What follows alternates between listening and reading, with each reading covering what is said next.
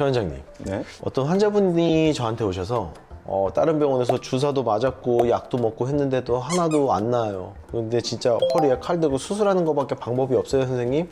이라고 여쭤보시는데 어떻게 해야 될까요? 진짜 수술밖에 답이 없을까요? 혹시 이거 백 원장님 얘기는 아니죠? 저는 잘 버티고 있습니다.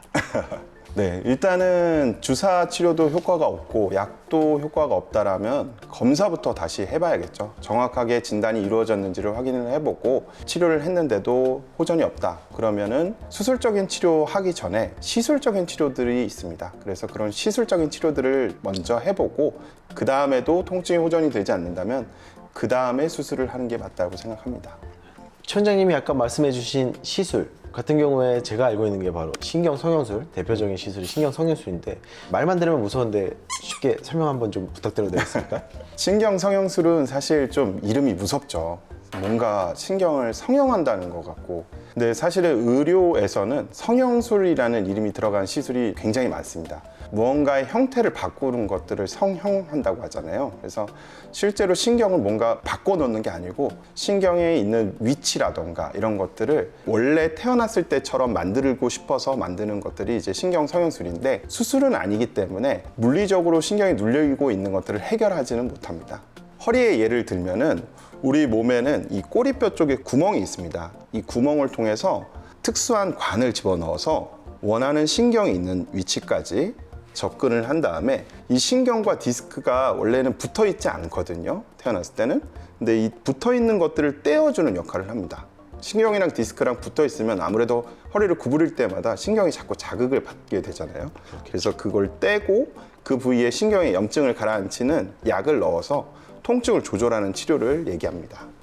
그럼 신경성형술을 왜 하나요? 설명을 잘 해주신 것 같긴 한데 보통 어떨 때 하는지 설명 좀 해주시죠. 치료라는 거는 결국에는 얼마나 아프고 얼마나 불편한지에 따라서 치료 방침을 결정하게 되는데, 약이나 물리치료 또는 이제 주사치료와 같은 치료로는 통증이 조절이 될 것 같지 않다 할 경우에는 바로 신경성형술을 치료를 권해드리는 경우도 있고요. 그렇지 않고 다른 치료로 조절이 될 것 같아서 다른 치료를 먼저 시작을 해봤는데 그럼에도 불구하고 통증이 조절되지 않을 경우에는 추후에 신경성형술 같은 치료를 권해드립니다.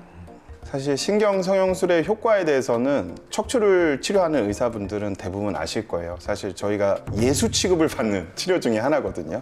예를 들면은 백 원장님도 많이 경험해 보셨겠지만 119에 타고 누워서 오신 분들, 걷지도 못하고 일어서지도 못하는 분들이 시술을 하고 바로 일어날 수 있고 앉아서 식사도 가능하고 이런 경우들이 워낙 많거든요. 그래서 치료를 하면서 가장 뿌듯한 치료가 아닌가 생각이 듭니다.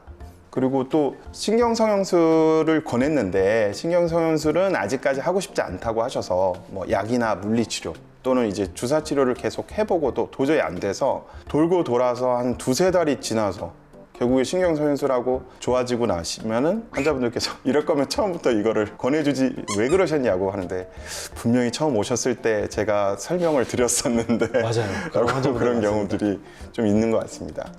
여러분들께서 궁금해 하시는 내용들이 좀 풀렸는지 모르겠습니다. 신경성형술이라는 시술은 굉장히 통증 조절하는 데 효과적인 시술 방법이고 수술이 아니기 때문에 빠르게 일상생활로 돌아갈 수 있습니다. 그래서 필요한 경우라면 치료를 망설이지 않으셔도 될 것 같습니다.